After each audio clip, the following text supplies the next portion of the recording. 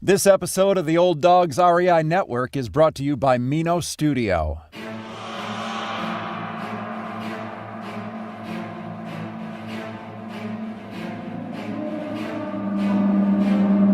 In a world where jobs are how most people make money, one man, one desire, one challenge dares to break the mold.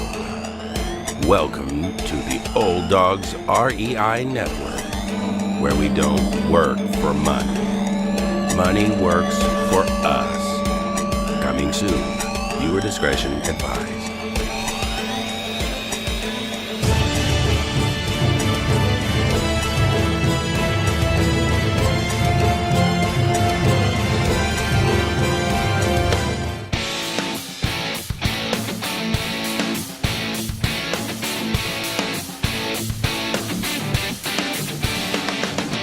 Welcome to the Old Dogs REI Network, where cash flow is king.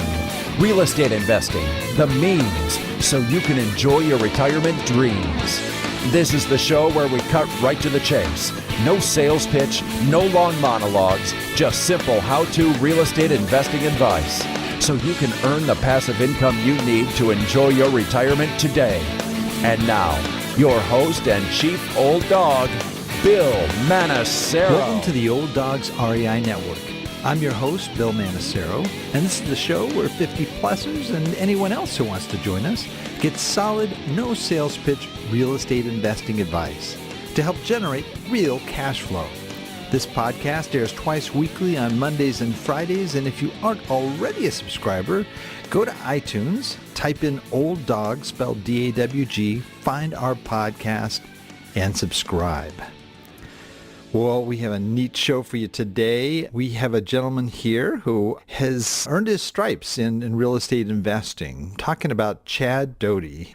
Chad A. Doty is a managing partner and CEO of 37th Parallel Properties Investment Group, LLC, otherwise known as 37th Parallel, a Richmond, Virginia-based multifamily acquisitions and asset management firm he co-founded in 2008. With 12 years of multifamily real estate investing experience combined with 10 years of management consulting experience and close to $415 million in real estate transactions, Mr. Doty is a proven multifamily veteran. He currently oversees strategic partnerships, capital development, and platform development for 37th Parallel and its affiliated companies. Originally from Kansas City, Chad now resides in Richmond, Virginia, with his wife of 23 years and their son. Well, Chad, welcome to the Old Dogs REI Network. Thank you, Bill. My pleasure. Thanks for having me. Oh, it's great having you on. You got a great, impressive background. Definitely would like to hear, especially, working for, at that time, I guess, what was the Big Eight, Right. Yeah, I remember that. Now, what is it now? Like the Big Six or Big Four or something? I don't know. It's changed quite a bit, but you were with Anderson, right? Yeah, I was with Arthur Anderson Business Consulting, and they, now it's not even the big anything. They've become public companies or private and sort of have changed their models and divested how they do things. So I think that model sort of has gone away. Really? Okay. Yeah. Wow. God, I'm just definitely dating myself here. They're going, what is he talking about? Yeah, me too. Right. Yep. Well, tell me, just how did you, kind of get to where you are today? Just tell us your story here.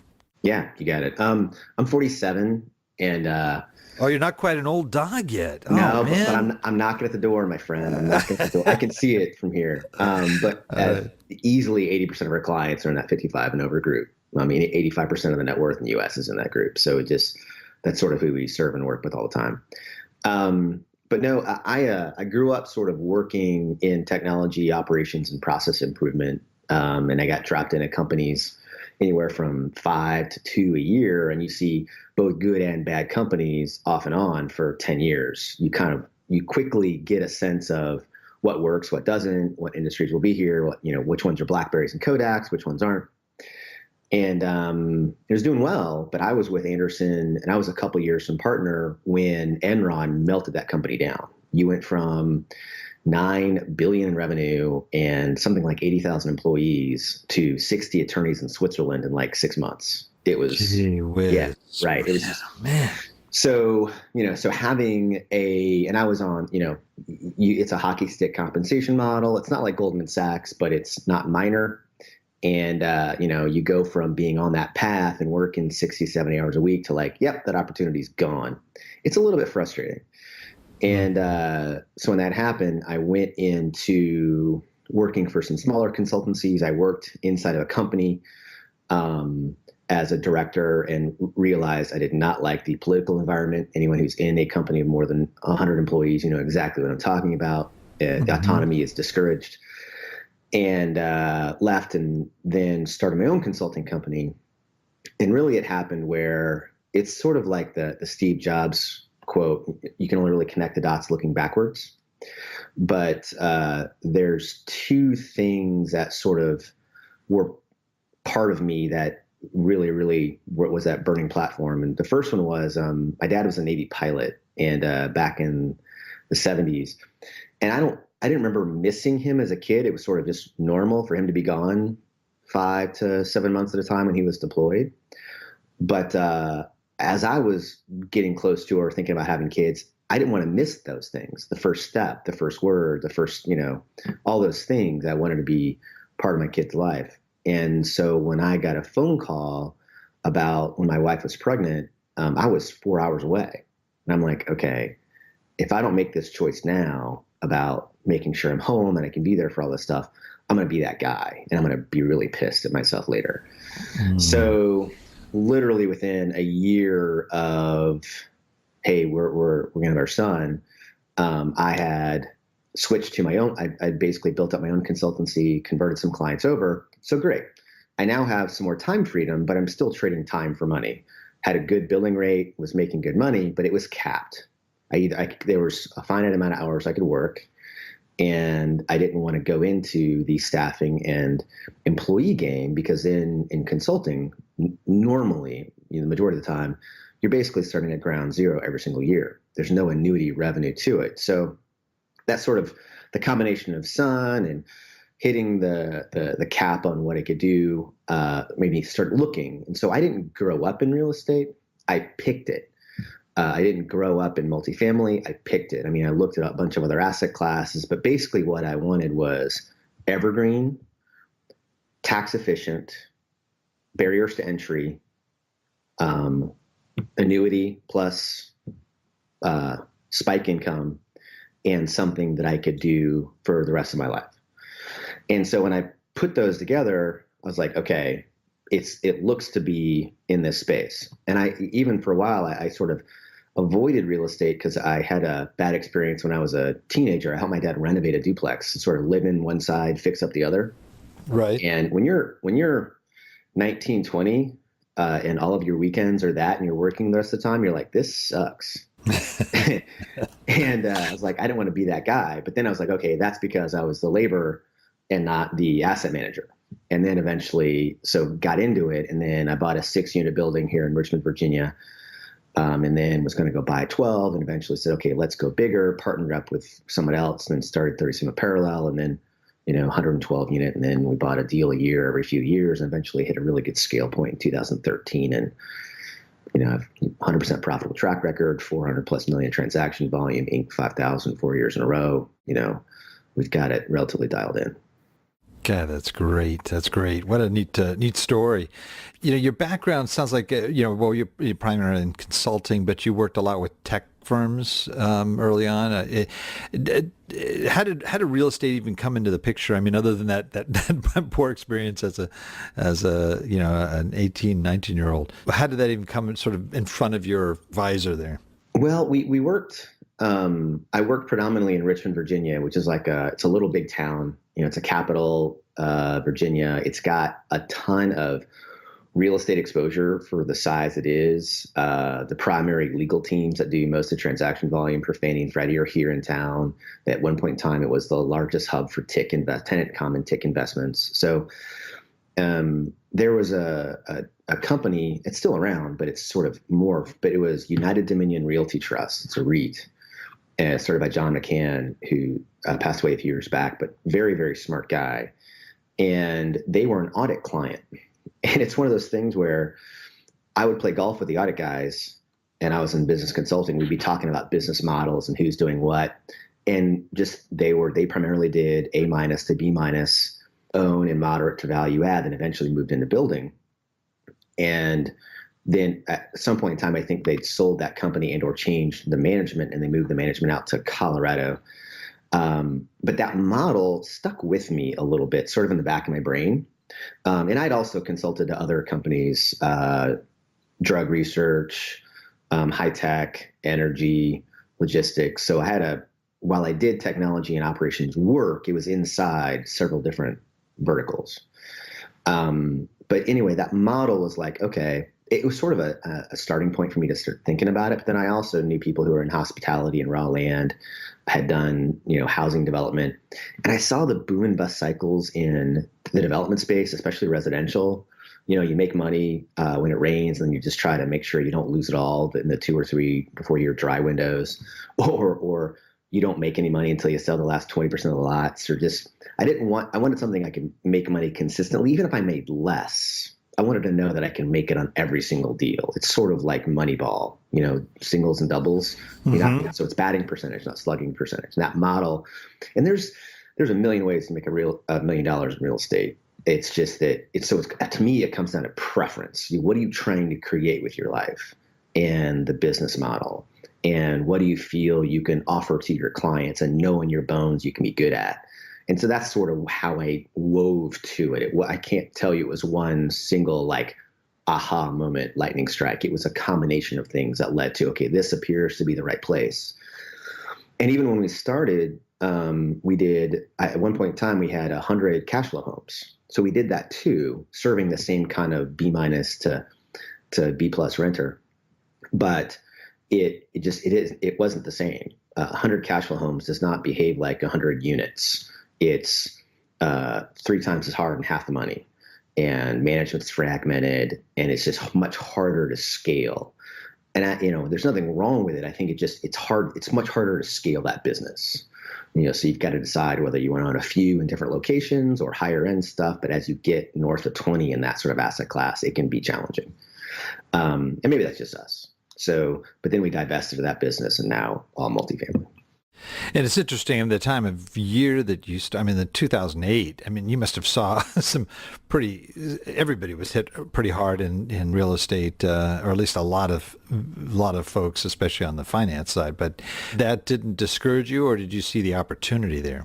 Yeah, that's a fantastic question. I remember this was easily, I think, 1.5 years ago. I had a billionaire in my office who'd made it in a completely different industry, and we were talking about when we started. And he looked at me. He's like, "You're either amazingly lucky, really, really dumb, or some combination thereof." And I was like, "Well, I'd like to say it's a hybrid of the two." I like that. No, but what it was is we kind of walked him through the fact that we view it from a demographic lens. Mm-hmm. And if you really break down the primary driver of multifamily, it's household formation and household psychographics. So meaning what's happening to populations that want to rent a home or rent a unit, and what are their preferences in terms of geography and lifestyle and amenitization and retail, and what are the things that, what do they prefer? And what we were seeing was, back prior to 2005, there was a really long tail history of new household formation was 60% home owner, 40% renter. It had been like that for a long time. And that took us through that housing bubble that sort of started to pop in residential, not in every market, but in most markets, where basically you could walk into a mortgage officer, and if they put a mirror underneath your nose and it fogged up, you'd get a loan. Right. So the no-doc loans, the neg-amp loans, the 80-10-10s, all these creative products that put 5 to 7 million people into homes that should have never been there in the first place. Right. So exactly. when we were looking at the demographics, though, that flipped, and it actually started to flip because home prices had escalated so much, the affordability, and even markets that are historically affordable started to really kind of tip out of the realm, and you started to see this psychographic preference change between 05 and 10, where we're in that in that 5-year period, it flipped from 60-40 owner-renter to 75-25 renter-owner. And so we saw that. We also saw, and that's the joint housing study work done by the Census Bureau and Harvard. And then we were also looking at the fact that U.S. population was continuing to go up, and that a third of that was immigrants, and either that were, and not just that were coming in that year, but had been in the U.S., had been naturalized within a 20-year window, and as they were having kids. And another thing about the U.S. is we're one of the last countries where we kind of view as home ownership as a right versus a privilege, where most other countries are home ownership as a privilege, not a right. Mm-hmm. So you have different ideas around a home. That doesn't have to be a dirt you own. It can be something you rent. And so you have this combination of demographics, and there's a ton more to it than that, but those key factors were why we thought, hey, there's an opportunity here. And if we come in and we buy safely early on, like we weren't doing value add very early. It was momentum. We just want to own a safe asset with some consistent cash flow and see what happens to the market. Mm-hmm. And it started to move, but it wasn't like it moved overnight. I mean, our first deal was 9, our second, we did 1 and 10, we did 2 and 11. But you started to see rent growth really start to tilt up between 11 and 12. And then it's kept going. We've basically been upward slope since then as the economy's gotten healthier, and a whole lot of factors are driving it. But at the end of the day, if you look at the primary renter populations, 18 to 35 and 55 and over, the largest rental group is the echo boomers, is 78 to 80 million strong, and they're still primarily rentership. And the fastest growing rental group is 55 and over. And so what happens to that 55 and over rental group is they rent out for tons of reasons: economic need, economic preference, location preference, don't want to have yard maintenance, whatever it is. But once that group moves from owning a home to renting, they never own again. And lifespans are doing nothing but increasing. So for us, we're like, okay, we can serve both those. There's a ton of opportunity here. Let's go. So that's sort of what drove it. It wasn't really the economy, it was the demographics. Interesting. Really interesting. Now, in seeing the changes that were going on at that time, were you just investing locally? Did you immediately start looking at a state? What was sort of your buying preference when you first started multifamily there? Again, a lot of it comes down, we're research monkeys. And so a lot of it is looking at what happened in the past and how companies grow, looking at how they scale from 1 deal to 10 deals to 100 deals, and how they scale and grow staff too, because real estate's not really a dirt business, it's a people business. And so when an internal acronym we use is called, what's your MAC profile, and that's market, approach, and capability.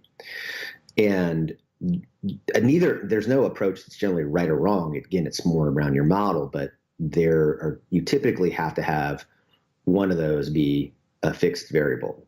So what you'll see is people who are market centric. I'm going to work in Atlanta or Chicago or Richmond.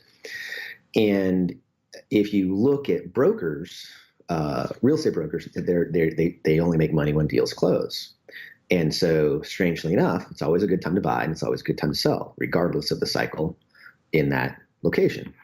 And the same phenomenon can happen to market-centric real estate investors. Is they have to deal with the ebbs and flows of that market they're in, so their approach to the market has to vary with how the market's doing, or they lose money. So sometimes it's harder for them to be specialists.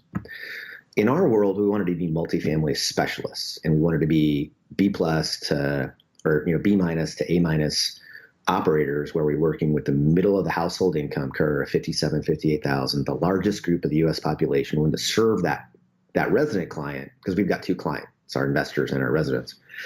We wanted to serve that resident type in a way where we could specialize on doing well no matter where we went, as long as the approach was B to A- multifamily was doing well in that location. So we were capability centric first. Then we found markets where that approach was in favor for at least the next 20 years from a forecasting perspective. So then if you look at what happened to Texas, they kind of dodged a little bit of the bullet with the housing downturn in 8, 9, and 10, in that they've got a state constitutional amendment disallowing you to take out more than an 80% LTV loan on your home. So they dodged that negam 80-10-10, all that stuff, the no-doc loan phenomenon. They learned their lesson in the S&L crisis in the 80s. And then if you look at demographic movement, stuff like that, and we had some connections there that sort of made it a little bit easier to slide into, it sort of drove us to Texas initially. So our primary footprint is the Texas Triangle, Dallas, San Antonio to Houston. We've been there since 08-09.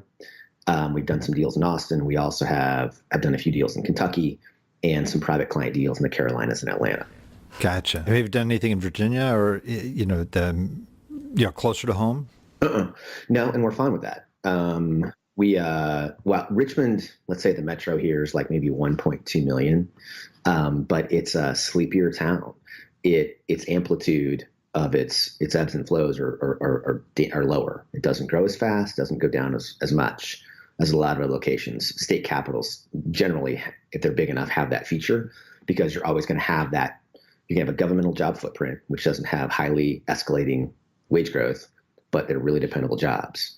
And we like to be around at least 2 of 3 primary job centers: state and local government, higher ed, and healthcare, especially hospitals, because those jobs really never change. And so they're a good employment footprint. We don't follow like Ford or Plants or Amazon or any of that stuff. It's what's going to be there forever. Interesting. So you would necessarily focus in on what may be called "quote unquote" emerging markets, where you have this rapid population, job growth, and so forth. No, honestly, I would like a market that has been doing well for the past 5 to 10 years and it looks to do well for the next 20 years. Because I think there's the only problem with the short burst piece is sometimes it's wrong. Like imagine if you'd been in the Dakotas during some of the oil boom stuff. There are guys who just got destroyed following that stuff. So for us, we're very much I'm okay not making as much money, but I really don't want to lose money because losses hurt more than gains help. And for us, we sort of have this, we call it the grandma rule, but basically if we wouldn't put our grandma's last $100,000 into one of our deals, we don't do it. So that's part of some of the risk lens that we look at stuff. Interesting. And you're looking at 20 years out. I mean, are all of your buys long-term holds like that? Yeah, we do sell, but we sell only really for 3 reasons. We don't strategically sell, meaning that we're not going to say, okay, we're going to buy this deal, renovate it up, and sell it in 5 years. It sounds compelling in that you say, okay, we're going to do this, get an IRR of 15, 18, 20%. But then when you sell it, it's a lot more. The more you churn, the harder it is to 1031. So you lose that tax deferral and you create more fees against that given set of capital. And there's typically gap from the time that you sell that deal to buying the new deal. So if you were to think about a return curve, sure, it has spikes, but it also drops down as that becomes dead money. And as we looked at companies that did both, we're like the people who were the wealthiest were the long-term holders. They weren't the buy and sell, buy and sell, buy and sell, buy and sell. They accumulated. So for us, we are an accumulator of cash, long-term cash producing assets. So when we buy deals, we're like, okay, if I owned it for 20 years, would I still love it, in year 20? And if we sell, it's either because the market fundamentals are shifting in ways we don't like, or we get an offer that is outsized our current projections, meaning it accelerates us more than 2 years ahead. So like an example, we bought a deal for $10.5 million in Louisville, Kentucky. 2.5 years later, we got an unplanned offer from a 20,000 unit owner that was moving from a different state. And the broker just kept bugging us. And he finally said, give me a number. And we said, okay, what number makes this guy go away? And he hit it. And it was more than 2 years in advance of where we were. Let's say we valued it at 12.3, they came in at 14.6. Like, okay, our investors would literally think we're stupid for not taking this offer. And then we sold it, did a 1031 exchange into a 419 unit building, $30 million project in McAllen, like North, UT Dallas area in Dallas. And then we jumped their cash flow by like 30%. So we'll do the sell, but it's got to make sense. It's got to escalate income, escalate equity growth, or both. So it's opportunistic from a sales perspective and then a long-term cash flow hold. which works out for a client too, because they can invest, once and then have that money grow. And we try not to make, so then their decisions aren't, where does that money go? What do I do next? It's like, okay, what's the address? Do you ever do sort of a cash out refi for your investors? Maybe, holding onto the property, but, giving them a big chunk of, what has built up in equity and so forth in that account? Yeah, absolutely. It's actually our primary liquidity strategy. So for us, as a long-term holder of cash producing assets that's looking to optimize that cash flow, well, you're going to grow equity, and that equity has no rate of return. It's just staring at you doing nothing. So once you get to a certain point, you'll want to do a supplemental. We typically do Fannie and Freddie debt, and we're close to, if not preferred with them. We've done north of $200 million of debt with Fannie and Freddie. And a supplemental is just basically a second loan that's coterminous with the first, slightly higher interest rate, but very, very low fee. They're not doing an appraisal. They're just checking that you've verified the NOI growth and doing a quick inspection. And that allows us to extract capital. And then what we will typically do is we'll keep, if there's any re-reserving required for the next 5 years, because we reserve the CapEx stack for the improvements for the first 5 years. And then the rest of it, we'd say, hey, look, we've got another project coming up. You have first right to reinvest in it if you'd like. So people know if they're getting that money back in the refi, there's likely a property they can get into, and they're automatically in if they want it. And again, that's part of the platform. Oh, that's interesting. And what kind of research and sort of long-term data supports your approach? It sounds almost unconventional. Looking at all the folks that are doing that or used to be doing maybe the 3 to 5 hold. What do you use to get your data in terms of making those decisions? Right. And look, the 3 to 5 hold, there's nothing wrong with it. It's just the syndicator has a different goal, because let's say a syndicator brings a deal and they say, we're going to sell it in 3 to 5. We're going to escalate the IRR and then sell it. They're doing it to create that back end revenue for themselves, which again, nothing wrong with it. They only get that if they've done a good job for their client. It's just not as tax efficient. But they're relying on the same demographics. They're just looking at a smaller window. But if for us, the biggest thing we look at is, again, those household formation things. So we look at, okay, what's the size, the Census Bureau based size of the 18 to 35 cohort going out the next 30 years? And when you look at that, you're like, okay, we're at 68 million. We're going to grow to 76 to 78 million in this age cohort and basically stay that way for about 8 or 9 years and go up again. And the over 55 group it's increasing its renter percentage every year, forecast into the next 20 years. Those two pieces alone mean that we have demand, period. So it's okay, where are they going? What MSAs are they moving to? Why those MSAs? What characteristics? If you just take those pieces of data, which is publicly available, you have the demand curve. Then there's still imbalances at a MSA level and even neighborhood level in supply and demand. So you still got to figure out, okay, well, who am I serving? What's the competition around it? But for us, there's no national real estate market. There's a national finance market, but there's not a national real estate market. All real estate is at the state and MSA and neighborhood and site level. I agree. So because a renter, they basically decide, okay, I need to live generally close to some, because we don't buy in locations that are retirement centric. It's harder to grow income in those locations, and their choices can vary. They're sensitive to things outside of market cycles, and we want predictability. So for us, let's go where the jobs are. And so when someone who's moving to a location from a job perspective, they generally need to be within a certain distance to the job center. And then they're looking for, what's the best place I can afford based on my lifestyle? So am I single? Am I a family? Singles is going to be more amenitization and entertainment, location to transportation, where if they're a household with kids, it's going to be school grades and crime grades. And so those things, again, they're not that hard to find. It's just a process. But you got to go through it. Otherwise, you have no business asking for anybody's money. Yeah, I mean, you sound like a real systems guy. And that's how it works. I mean, you ever read Dilbert by Scott Adams? Oh, yes. Uh-huh. Yeah. He wrote, Love that. he's now doing some other stuff, but he wrote a funny little article called Goals Are for Losers. Hmm.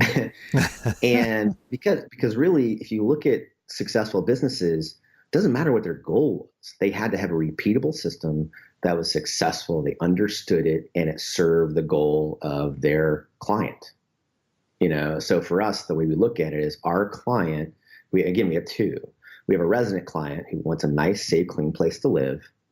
And, we're not slumlords. We improve every asset we own, but we're also like, yeah, you're not going to live here for free. That's why we don't work in California and Portland, and we don't work on the West Coast, basically.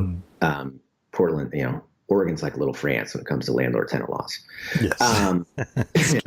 But I love it out there. I've got family out there. I don't want to own property there, at least not our kind. But those systems are crucial. And they're what allow you, I think, to serve your clients appropriately. And it's very easy to say, no, here's what we do. There's no black box. You see all the legal structure, how we do business. If it makes sense to you, join us. If not, no big deal. Do you also have fixed criteria in terms of the types of properties you're buying? To a certain degree, we primarily do garden style, 2 to 3 story. We've got one mid-rise product that is 5 stories, but it was a deal we couldn't pass up, literally a block from downtown Fort Worth. But we don't do high-rise stuff yet. We might. We don't feel necessarily that what we more do, it's less about style, because we have a fantastic construction management partnership, and we feel like we could touch any asset class. We could probably do ground up development if we wanted to based on their skill set, but because I've got staff that have come from Equity, multifamily, Hunt, some of the biggest names in the business, and they want to be part of a smaller entrepreneurial group. But it's more that we want to make sure we're not buying risk. So if I'm buying an urban elevator building that's competing for that A-grade renter, I'm only the prettiest girl on the block until the next new building gets converted. And then I've got to fight to say, okay, how do I live with this and something else that's out there? Where when you're working in that B- to A-, you've got a more economically sensitive client, so you can kind of find where you need to be for an amenity set and serve that group for a longer period of time without being as economically cycle dependent. So it's more about, it's resident type more than building type. Got it. Just the time that you've done this, you've ramped up pretty quick. It's only been 10 years since you really started this organization here. What would you say it was something you really learned from? A lot of people don't like it when I use the term mistake, but maybe something that you did that, man, you just, it hit you hard, but at the same time, you really learned from it. You have anything that stands out there? Yeah, we absolutely have made mistakes. The trick is, and everyone has, the trick is just to try not to make the same mistake twice. It's like the whole, everyone's going to be an idiot every single day of their life. The trick is to keep it to less than 5 minutes a day. I like that. My wife tells me many days I exceed that amount, but we've been married 23 years, so she renews the contract, so that's good. But there's two, and one may resonate for some of those folks who are active but newer, and that is partnering on deals unless you already know that person like family is fraught with danger, because lifestyles change and personalities change, and control can be different on some stuff. And the very first deal I did, I was with a partner who we were like, we didn't sign it. We said, okay, here's the business plan. We have X amount of dollars to renovate all 6 of these units in a historic building. We both agreed, this is great. We can do this. We can bump the rents by $150 a month, yada, yada, and then refinance some of that capital out, bada boom. 6 months in, that entire renovation budget is used on one kitchen. Ouch. And I'm like, what are we doing? He's like, well, this is how you renovate the kitchen. I was like, yeah, but that's not the budget we talked about. I was like, yeah, but this is how you do it. Trust me, I've got I've got dozens of units. I was like, yeah, but that doesn't, what do we do with the next one? So he's like, well, we get this up, raise the rent. And he was just like, no. So I'm like, split ways, lost a little bit of money, not a ton, but I was like, okay, that was a quick, better control, contracts, that sort of thing. But I still see it when I see other investors come in and they want to partner and do certain things. And there's nothing wrong with it. Just don't assume that a handshake and a smile and yes, we're on the same page will do it, especially with an illiquid asset like real estate. But I've had plenty of other things that have gone well. Dan, my business partner, he's my work wife. I've known this guy for 19 years, but I knew him for 10 years before we ever did any real estate together. And I knew his kids, and I trust him with my kids, my last, $1 million. The other one is operationally, we bought a deal. We've sold it now, but we bought a deal in next to a university that loved a lot. It needed some attention. It had maybe 80% international students. And when we bought it, we're like, okay, no problem. As long as we serve that group well, we can take care of them. Little did we know that the seller had a relationship with the head of the International Student Board. And basically, as soon as we owned it and they didn't, the bus that drove all the international students around the campus to find places to live never stopped at our apartment complex anymore. Ouch. Oh, man. So if you ever are around universities, you've got a cycle, meaning that you've got small windows of time. And if you don't, you're going to be occupancy impaired for the rest of the year.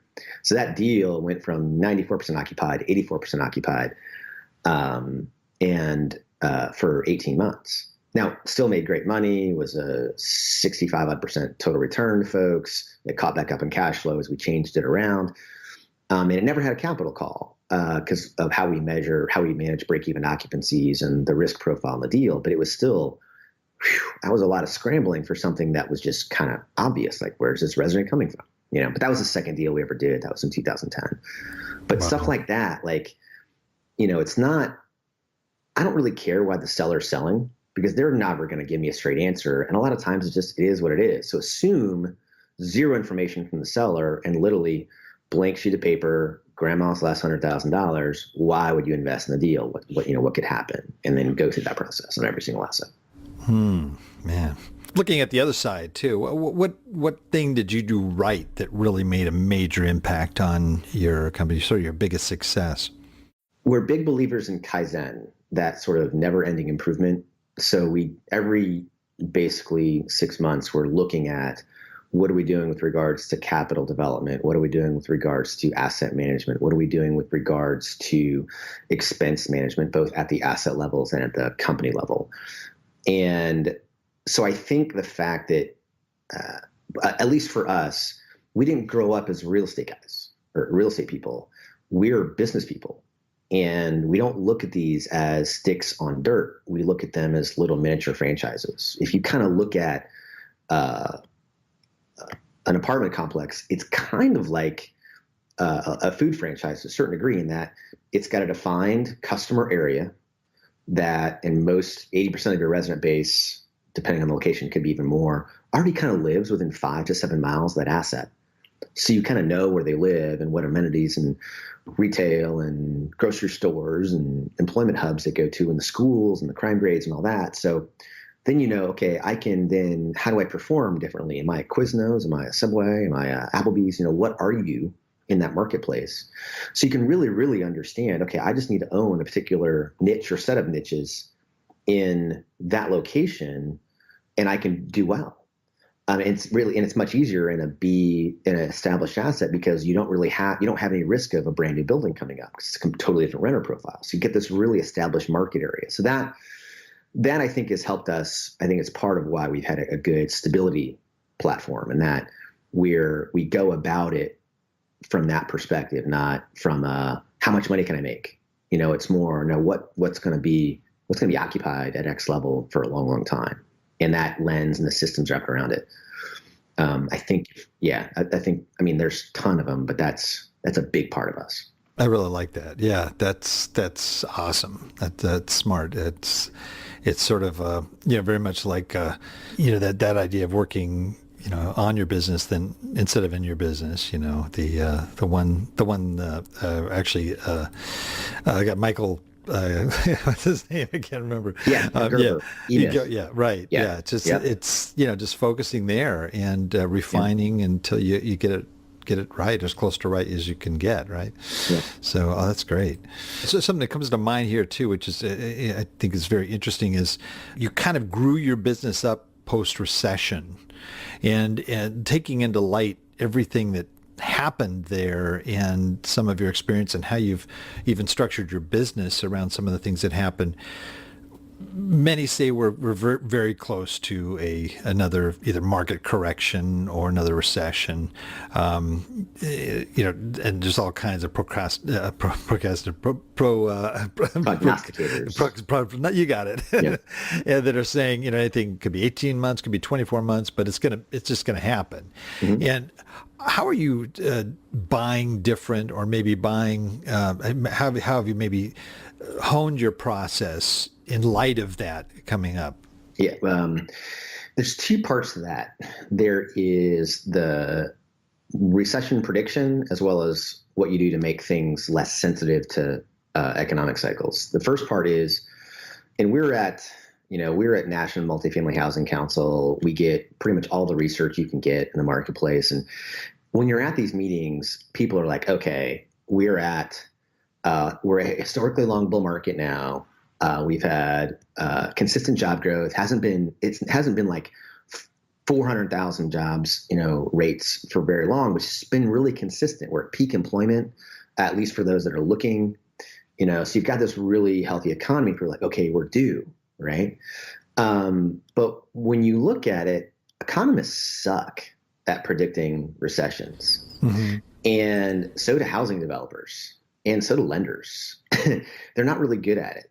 And so are we 2 years away? Or if you think about it like a baseball game, are we in the ninth inning? Are we in extra innings? Or is it a doubleheader? Mm-hmm. And no one knows. They really don't. If you look at the demographics, you look at job growth, you look at wage growth, you look at diversification of these jobs, we're sort of where we're not at any of the recession indicators with regards to the bond yield formation. The market's going to have some volatility to it, but just it is what it is. Political environment's sort of messy. And I think there's going to be something to be done with the fact that, we cut taxes in the middle of a growth period. So it's great for real estate investors, but you're like, okay, what do we do with that if we don't make that up from a debt perspective? Who knows where they end up that stuff?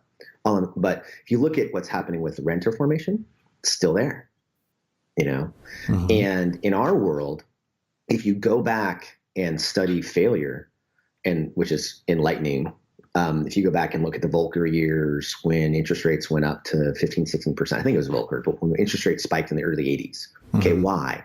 What did smart owners do in that time period? Or you look at what happened to the B grade renter market in the 8, 9, and 10, which is the greatest housing recession since the Great Depression.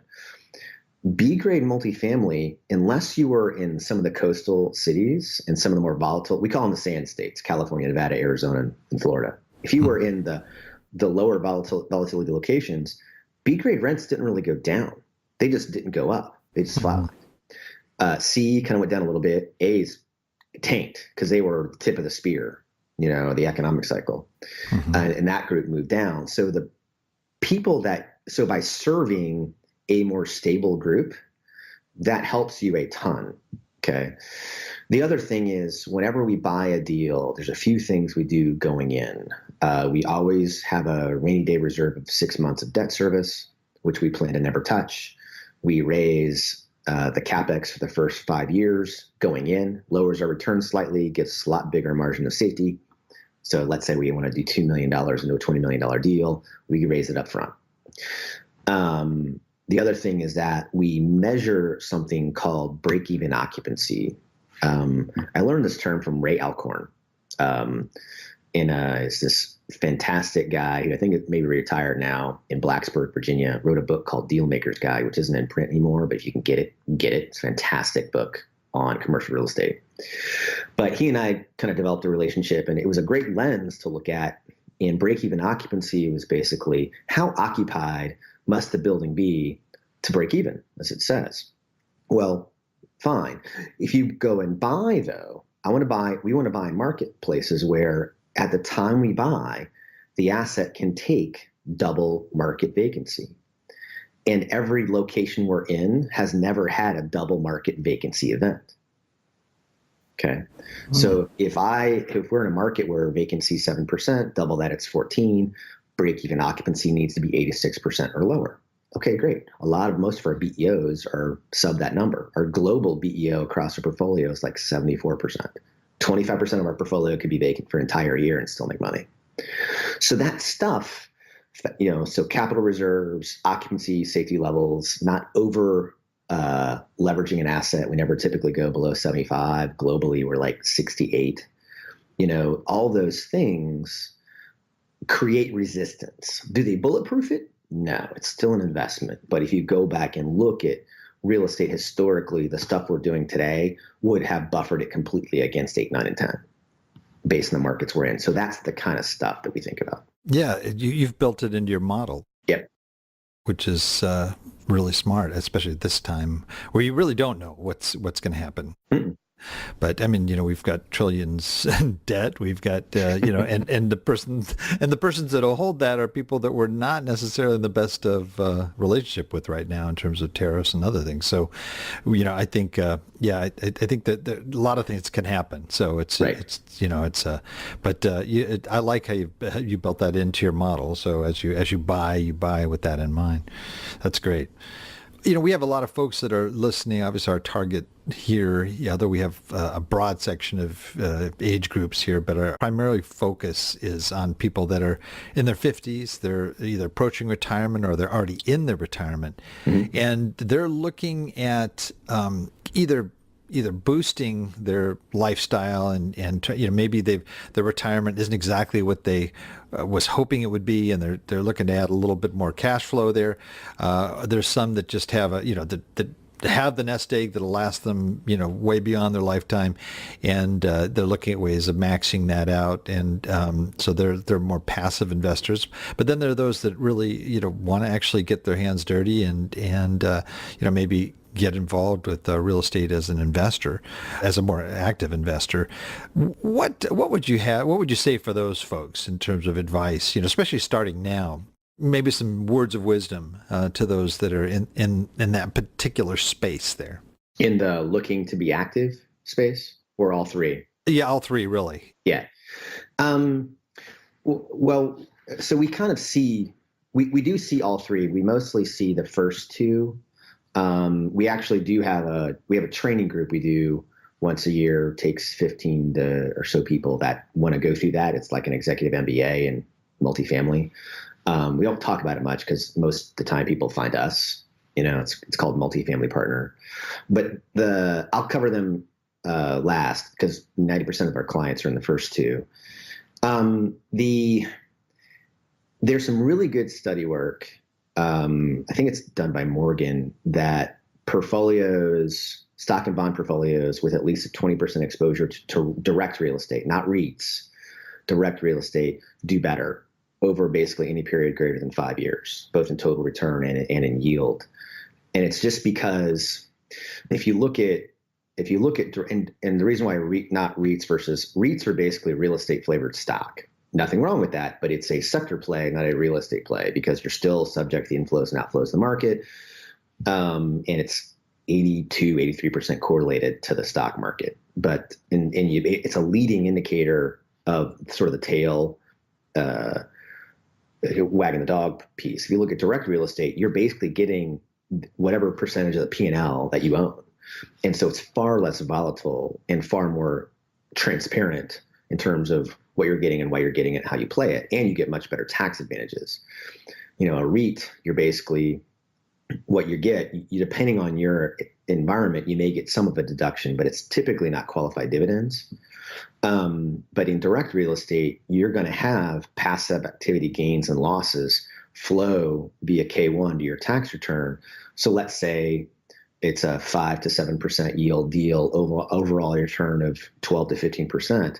Well, that 5 to 7% you can get with a ton of tax deferral time, like 15 years plus, Plus you can do 1031 exchanges and defer the capital gains. You can create an environment where, especially if you're in a high tax state and you're a high income retiree, if you're in New England or the West Coast, you're paying a lot of money on that, where here you can get 5 to 7% and it's net. I was just talking to a guy who, he's a high income earner. He's 58. He loves what he's doing. He doesn't need the cash flow today, but he's trying to stockpile tax efficient income for when he does retire in a few years. And so he's going through this process with direct real estate.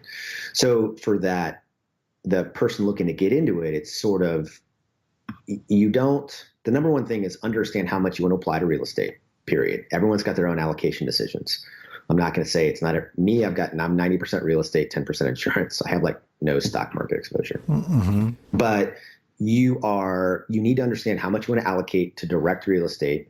Then at that point, you need to understand, are you looking for wealth accumulation, which at this level, typically you see it's cash flow and legacy wealth transfer, which are both fantastic in this space.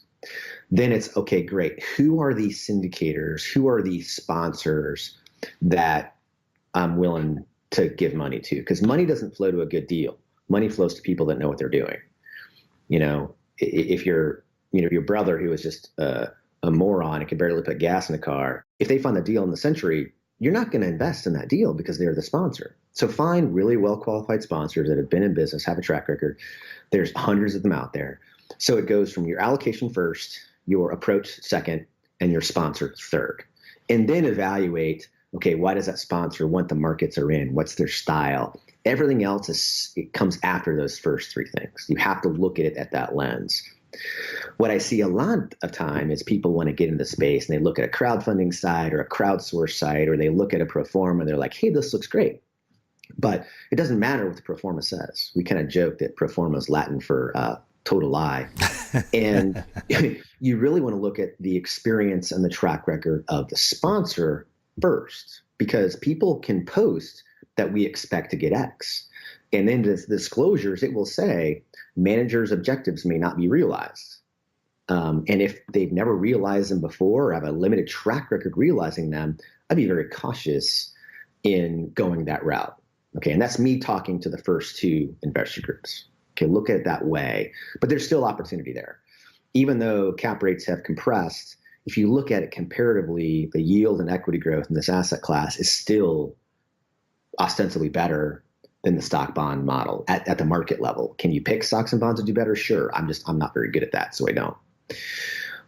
On the active side, if you're looking to get into this space, I think it's somewhat similar in terms of what's your goal? Are you looking to get one or two of these to create incremental income streams? So how much money do you have to work with? Are you looking at 100,000? Well, you can probably get into something smaller. Do you want scale where you have third-party property management? Well, you might need to pool some money together and learn how to syndicate. So it's sort of what's your limit and what's your goal? Then if you take those things, it's okay. If it's I'm limited to 100,000 or 500,000, whatever, it's like, okay, stay local. Be somewhere that you can you can have some management touch, because the management at that sub 70 unit level is very mom and pop. It's very fragmented. It's like residential. Doesn't matter who they are. Very few of the 20,000 units under management professional property management firms are going to third party manage that size. It's not worth it for them, or they're going to charge you an arm and a leg. So you got to be willing to get your hands dirty in that scenario. If you got bigger set of dollars and you're willing to put money together and learn how to do that and go after bigger stuff that has more time freedom and autonomy and professional management, well, then you've got to spend the time getting good enough, because you have no right asking somebody for money unless you're worth it, that you can take care of that money. So you can start faster when you're smaller. But if you want to go bigger, it's almost worth it to go slower to be good and then start. So I'm not sure if that's helpful, but those would be some that's great advice. Great advice. Yeah, you kind of covered the gambit there. That's excellent. Excellent. Well, you've got this company that's awesome. And it's interesting, too, because you kind of mentioned the educational side as a side note, but people that I know that have experienced it say that's an excellent program.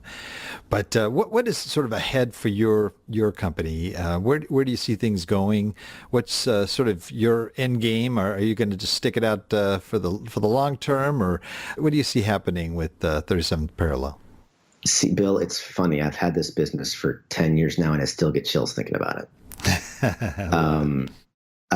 No, so high level, this is absolutely a long-term play for us. The bulk of my net worth is in this business. We've got clients who depend on us to create legacy wealth transfer platforms for them. We're not going anywhere. And we love it. It creates a really cool lifestyle for us. We work a lot, but we play hard. The nice thing is I'll take vacations once a quarter. I like to sail. And that's where the name comes from, by the way. 37th Parallel came from the fact that when we first started, we're not brand marketers, but I had a sailing chart up on the wall, and my wife noticed that I and another partner were on the same latitude, but completely opposite coasts, in Richmond and 37th Parallel. So that sort of stuck. It's unique, but that's where it comes from. And then, interesting. Yeah. So in intermediate term, we want to consistently be acquiring 100 million in assets a year. So we did that this year. We were close to it last year. We want to do it again in 19 and beyond.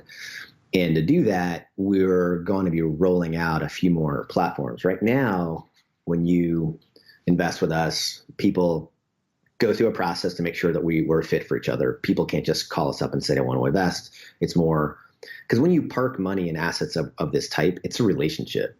It's not a transaction. So you've got to make sure that they're a fit, each other. It's not a very onerous process, but it's an hour or two of what do you got, what do you want to do, that sort of thing. So they come into our investment group, and then they invest in deals and they become available, but they're not locked into it. They pick it, and they're picking an address because we have typically offered just buy deal offerings.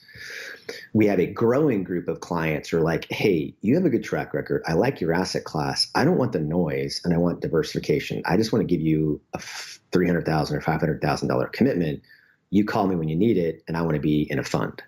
So, and most of our products have been developed based on client demand. So we didn't start in a fund model, but we're developing one, and that's going to roll out in Q1. And we're also going to be providing a DST offering, meaning, and all of this is still commercial multifamily, but it allows us to take a 1031 exchange investor, put them into a stable multifamily asset in a way where they can still exchange out and not be bound to what the asset does. So DSTs give some flexibility that TICs try to do in the past that can no longer really do based on lending environment. So by adding address-based investments, fund-based investments, and DST-based investments all in the same asset class, we look to expand that and provide that capability for another set of clients.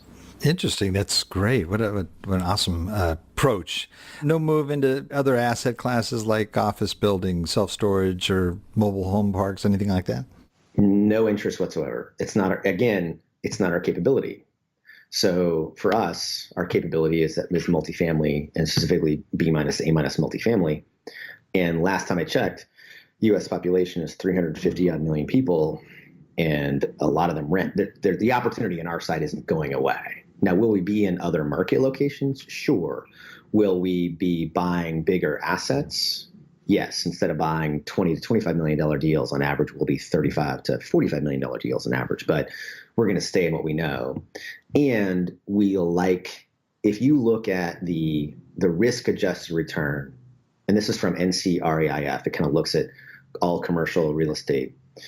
Multifamily has the best risk-adjusted return of any real estate asset class over any period greater than 5 years. So you can make a lot of money in retail and office if you time it right. Same thing with hospitality. Again, nothing wrong with it, but you have more cycle exposure in those assets than you do in what we do. And so we don't see that changing for us. Oh, that's great. do what you do best, right? That's, that's awesome.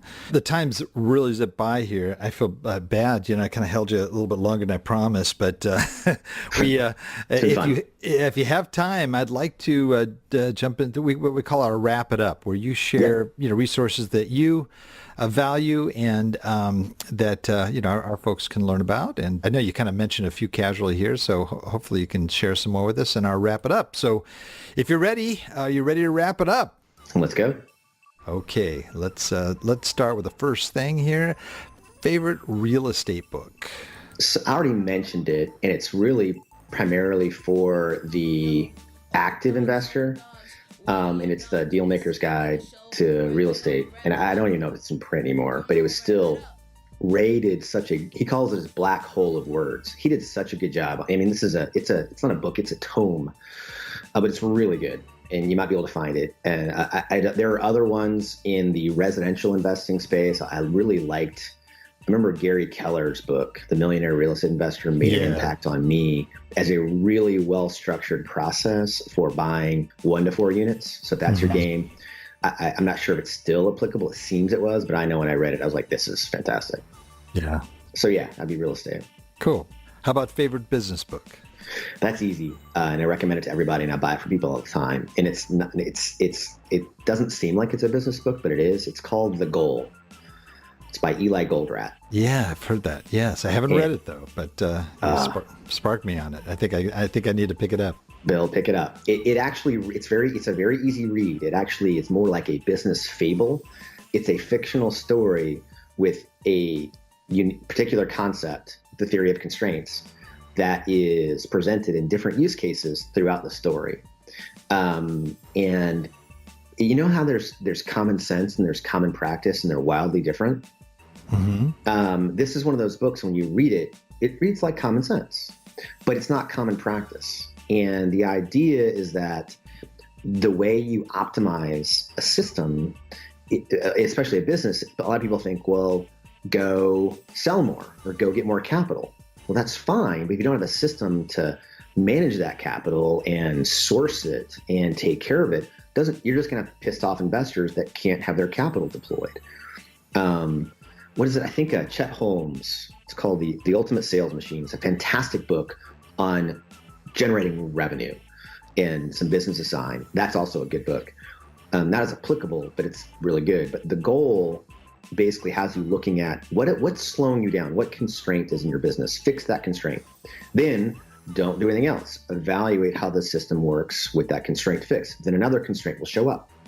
Fix that constraint and repeat that process. And it walks you through ways to do it. It's built around a manufacturing concept, but it applies, I think, to any business. It's fantastic. I read it once a year. Great. How about most valuable website for success? Oh, man.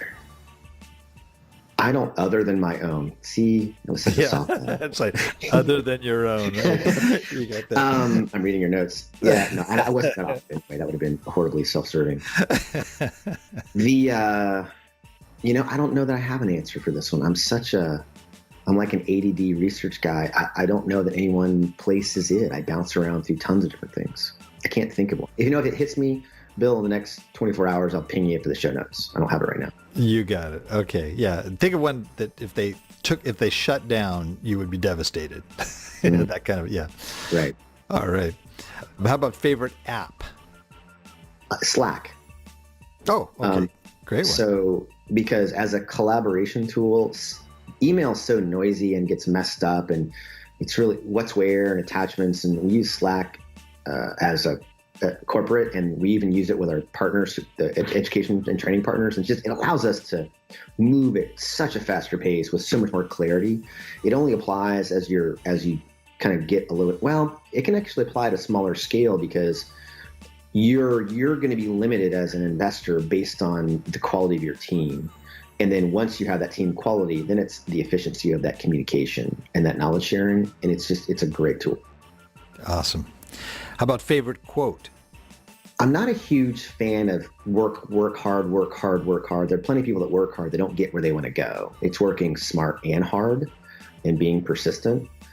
And my dad was persistent and worked hard. I think he could have worked smarter in some of the things he did, but I got him a framed quote, and it's by Longfellow, and it's, "The heights by great men reached and kept were not attained by sudden flight, but they, while their companions slept, were toiling upwards in the night."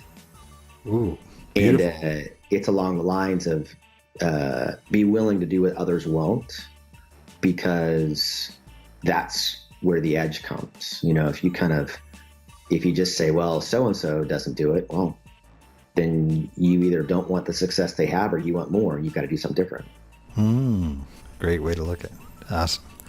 And our final question, this is sort of our apocalyptic question here, that if you lost everything, I'm talking, that's it, your accounts are cleaned out, you've got, maybe you're living in a house, maybe not, but all you've got is $1,000 in cash in your hand. What would you do to take that $1,000 and rebuild your real estate business? God, that's an interesting question.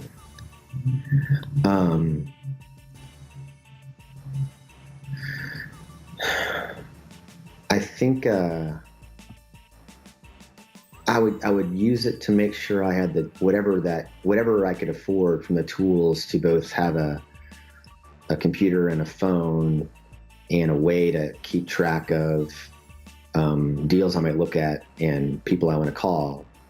And it sounds like, I don't know, there's one thing, it's not educational in nature. The stuff I know now can't be taken away from me. So that investment's already been made.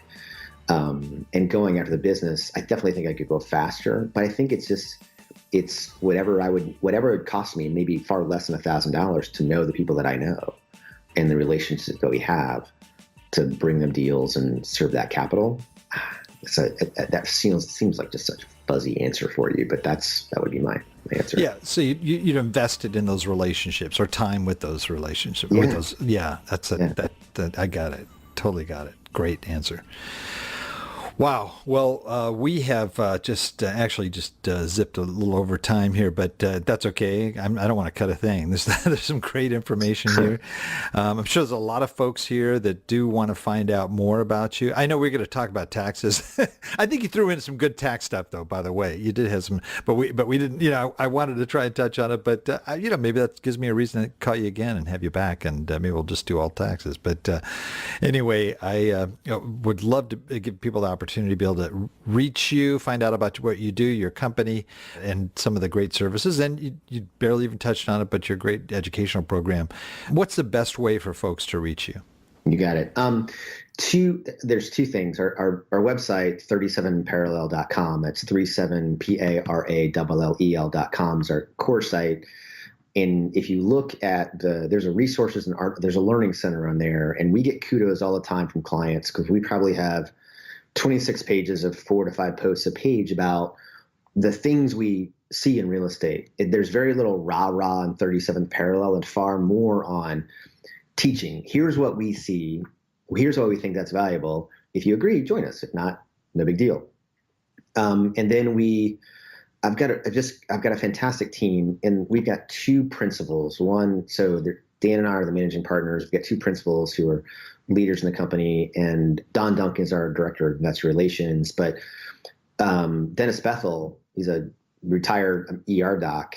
And in medicine, they have this concept called evidence-based medicine, which is basically we only use treatments that have proven through clinical trials and extensive studies to provide the best patient outcome. So you're not trying anything that sounds like a good idea. It must have absolute irrefutable evidence that it's beneficial. And he wrote a book-ish, it's 35 pages, called Evidence-Based Investing. And the idea is, here's all the third-party data going back years and years and years of why we like multifamily. We're not saying that it is the answer. We're saying why it's our answer, why we have our wealth in it. Again, if you find it compelling, learn more. If not, no big deal. But it's a great distillation of why multifamily. So you can get that at 37parallel.com/EBI, evidence-based investing, Echo Bravo Indigo. I love it. I love it. So we got a nice little bonus here. So thank you. Wow. Well, Chad, this has been a great time together. Thank you very much. And I think you just brought a wealth of information to our audience, and I'm sure people are definitely going to want to find out more. So I thank you for your time, and just thanks for coming on. I appreciate it. My absolute pleasure. Thank you, Bill, very much. And I'll probably extend another invitation here, just maybe explore other areas such as taxes a little bit closer. But I thank you for that. You bet.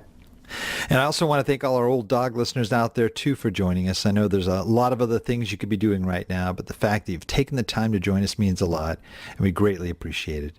Please note, everything presented here today, including a lot of the links and resources that Chad referenced here, they all can be accessed in our detailed, and I emphasize detailed, show notes here. We go into great detail, and there's a lot of meat there. We translate it down as precise as we can. So you can find that at olddogsreinetwork.com/blog, and you're going to look for the episode with Chad Doty. Well, that's the show for today. Remember, cash flow is king, and remember, real estate investing the means. Until next time, keep moving forward, and may God bless. Thank you very much for visiting the Old Dogs REI Network. We would greatly appreciate if you would stop by iTunes and let us know what you think of the show. We would love if you could subscribe to the podcast, give us a 5-star rating, and write a review. The more ratings and reviews we receive, the more visible the podcast will be to others. Thank you.